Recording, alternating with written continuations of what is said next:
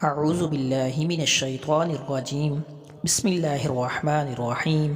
Islamic voice HP میں خوش آمدید۔ حدیث نبوی صلی اللہ علیہ وآلہ وسلم ہے کہ میاں بیوی کو ایک بستر پر سونے کا کتنا اجر و ثواب ملتا ہے۔ مرد کا اپنی بیوی کے ساتھ اکٹھے ایک بستر میں سونا افضل ہے، الا یہ کہ کسی ایک کو عذر ہو، اس لیے مقصد ہم بستری کرنا نہیں بلکہ مقصد اس کے دل یعنی بیوی کو خوش کرنا ہے۔ بیوی کے دل کو خوش کرنے کے لیے ایام کے دنوں میں بھی اس کے قریب ہو جانا، گویا یہ بھی نبی علیہ السلام کی سنت ہے۔ اس کے ساتھ ایک اور حدیث آپ کے سامنے پیش کرتے ہیں۔ حضرت انس بن مالک رضی اللہ عنہ سے روایت ہے کہ نبی صلی اللہ علیہ وآلہ وسلم نے فرمایا، جن دو مسلمان میاں بیوی کے 3 بچے فوت ہو جائیں جو گناہ کی عمر کو نہ پہنچے ہوں تو اللہ تعالیٰ ان پر رحمت کر کے انہیں جنت میں داخل کر دے گا۔ حضرت سہیل بن سعد سعدی رضی اللہ عنہما سے روایت ہے کہ حضرت عمیر رضی اللہ عنہ حضرت قاسم بن عادی رضی اللہ عنہ کے پاس آئے اور کہا، مجھے رسول اللہ صلی اللہ علیہ وآلہ وسلم سے یہ بات پوچھ کر بتائیں کہ اگر کوئی شخص اپنی بیوی کے ساتھ کسی غیر مرد کو گناہ میں ملوث دیکھے اور غصے میں آ کر اسے قتل کر دے تو کیا اسے قصاص میں قتل کیا جائے گا، ورنہ وہ کیا کرے؟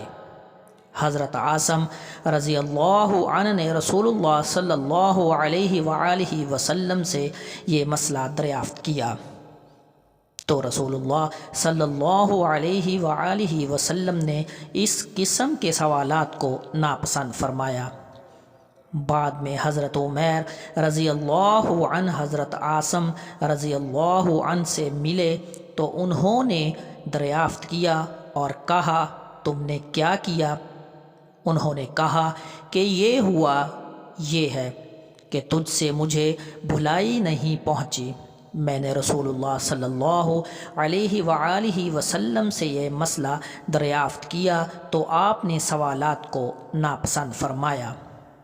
عمیر رضی اللہ عنہ نے کہا، اللہ کی قسم میں ضرور رسول اللہ صلی اللہ علیہ وآلہ وسلم کی خدمت میں حاضر ہو کر یہ بات پوچھوں گا۔ چنانچہ وہ رسول اللہ صلی اللہ علیہ وآلہ وسلم کی خدمت میں حاضر ہوئے تو معلوم ہوا کہ آپ پر ان کے بارے میں وحی نازل ہو چکی ہے۔ آپ نے ان دونوں میاں بیوی میں لعان کرا دیا۔ عمیر رضی اللہ عنہ نے کہا، اللہ کے رسول، اگر اب میں اس عورت کو گھر لے جاؤں تو اس کا مطلب ہے کہ میں نے اس پر جھوٹا الزام لگایا ہے۔ چنانچہ انہوں نے رسول اللہ صلی اللہ علیہ وآلہ وسلم کے حکم دینے سے پہلے ہی اس عورت کو طلاق دے دی۔ پھر لعان کرنے والوں میں یہی طریقہ جاری ہو گیا۔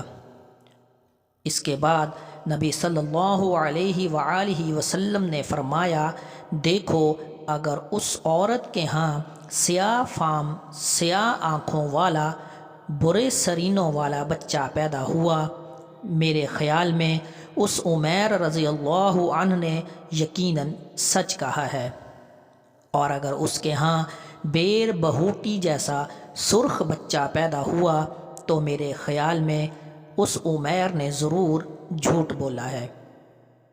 راوی بیان کرتے ہیں، پھر اس عورت کے ہاں بری صورت والا بچہ پیدا ہوا۔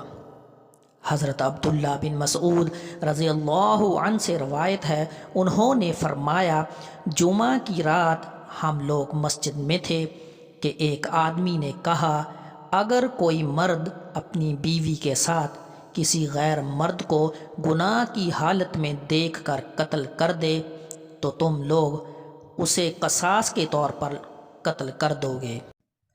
اگر وہ اپنی بیوی کے مجرم ہونے کی بات کرے تو تم اسے الزام تراشی کی سزا کے طور پر کوڑے لگاؤ گے۔ قسم ہے اللہ کی، میں یہ بات ضرور نبی صلی اللہ علیہ وآلہ وسلم سے عرض کروں گا۔ آخرکار اس نے نبی صلی اللہ علیہ وآلہ وسلم سے ذکر کر دیا تو اللہ تعالیٰ نے لعن کی آیات نازل فرما دی۔ اس کے بعد اس آدمی نے آ کر اپنی بیوی پر الزام لگایا تو نبی صلی اللہ علیہ وآلہ وسلم نے دونوں میاں بیوی کے درمیان لعان کروا دیا اور فرمایا شاید اس عورت کے ہاں سیاہ فام بچہ پیدا ہو۔ چنانچہ سیاہ فام اور گھنگریالے بالوں والا بچہ ہی پیدا ہوا۔ ام المؤمنین حضرت عائشہ رضی اللہ عنہما سے روایت ہے کہ ان کا ایک غلام تھا اور ایک لونڈی تھی جو آپس میں میاں بیوی تھے۔ انہوں نے کہا اے اللہ کے رسول، میں ان دونوں کو آزاد کرنا چاہتی ہوں۔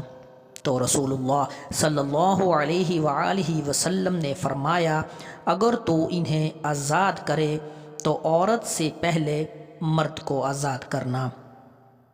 اس کے ساتھ ایک اور حدیث آپ کے سامنے پیش کرتے ہیں۔ حضرت انس بن مالک رضی اللہ عنہ سے روایت ہے، نبی کریم صلی اللہ علیہ وآلہ وسلم نے فرمایا جن دو مسلمان میاں بیوی کے 3 بچے فوت ہو جائیں جو گناہ کی عمر کو نہ پہنچے ہوں تو اللہ تعالیٰ ان پر رحمت کر کے انہیں جنت میں داخل کر دے گا۔ حضرت ابو ہریرہ رضی اللہ عنہ سے روایت ہے، رسول اللہ صلی اللہ علیہ وآلہ وسلم نے فرمایا جب تک میں تمہیں کسی معاملے میں آزاد جوڑے رکھوں تب تک تم بھی مجھے چھوڑے رکھو۔ بلا وجہ سوال نہ کرو، کیونکہ تم سے پہلے لوگ اپنے انبیاء علیہ السلام سے سوالات کرنے اور پھر ان کے احکام کی مخالفت کرنے سے ہی ہلاک ہوئے۔ لہٰذا جب میں تمہیں کسی کام کا حکم دوں تو حسب ہمت اس کی تعمیل کرو، اور جب کسی کام سے منع کر دوں تو اس سے رک جاؤ۔ حضرت ابو ہریرہ رضی اللہ عنہ سے روایت ہے، رسول اللہ صلی اللہ علیہ وآلہ وسلم نے فرمایا جس نے میری اطاعت کی اس نے اللہ کی اطاعت کی، اور جس نے میری نافرمانی کی اس نے اللہ کی نافرمانی کی۔ تو دوستو یہ تھی آج کی ہماری ویڈیو جو آپ کے سامنے پیش کی گئی۔ دعا ہے کہ اللہ تعالیٰ میرا سنانا آپ کا سننا اپنی بارگاہ الہی میں قبول اور منظور فرمائے۔ آمین ثم آمین۔